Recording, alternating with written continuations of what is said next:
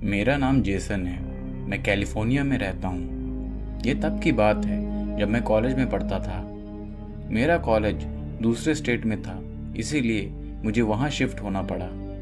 College के hostel में rooms available नहीं थे, इसीलिए मैंने बाहर रूम किराए से लेने का फैसला किया। मेन सिटी के पास में रूम बहुत महंगे थे, इसीलिए मैंने सिटी से थोड़ा दूर एक फ्लैट किराए पर ले लिया।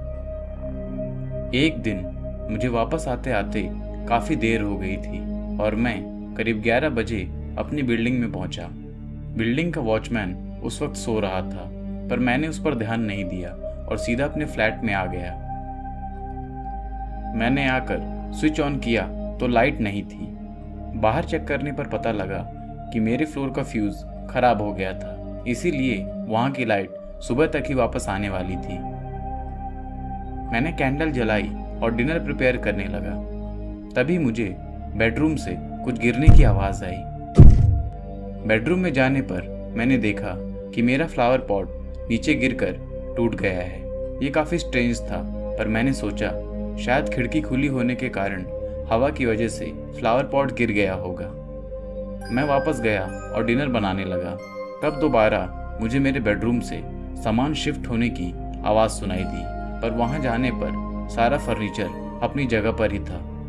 मैंने डिनर किया और सोने के लिए मैं अपने बेडरूम में चला गया। लाइट नहीं थी, इसीलिए वैसे भी कुछ करने को नहीं था। मैं जैसे ही अपने बेड पर लेटा, तभी मुझे ऐसा लगा कि मेरे रूम के कॉर्नर में कोई खड़ा है। मैं बहुत डर गया और जब तक मैंने अपने मोबाइल की लाइट जलाई तब तक वहाँ कोई नहीं था। मुझे लगा कि थकान के कारण शायद मुझे वहम हुआ होगा और थोड़ी देर में मैं सो गया। रात में करीब 2 बजे मेरी आंख खुली तो मैंने देखा कि मेरे बेड के बगल में एक बूढ़ा आदमी खड़ा था। वो अपनी जगह से हिल नहीं रहा था, बस मुझे घूर रहा था। उसके चेहरे पर एक क्रीपी सी स्माइल थी। कुछ सेकंड्स के लिए तो मैं एकदम शॉक था और अपनी जगह से हिल भी नहीं पा रहा था। फिर मैं जल्दी से अपने बेड से भागा और अपने रूम से निकलते हुए हॉल के थ्रू सीधा फ्लैट के बाहर आ गया और गेट बाहर से लॉक कर दिया।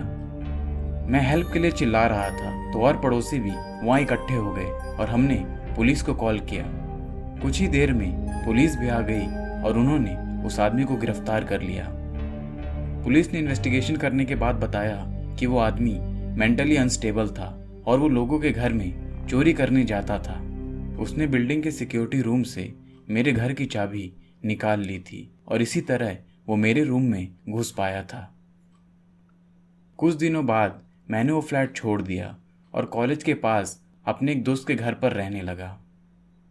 उस आदमी का चेहरा मैं कभी नहीं भूल सकता। आज उस इंसिडेंट के इतने सालों बाद भी मैं कई बार अचानक नींद से जाग जाता हूँ। मुझे ऐसा महसूस होता है कि कोई मुझे आज भी सोते हुए देख रहा है।